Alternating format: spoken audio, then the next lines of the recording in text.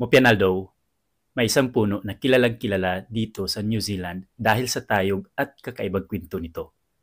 Sa Pilipinas, kilala ito sa tawag na almasiga at sa lumayag naman sa aming komunidad.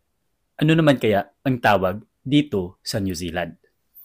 Halika, ibabahagi ko sa inyo. Ito ang kauri o Agathis australis.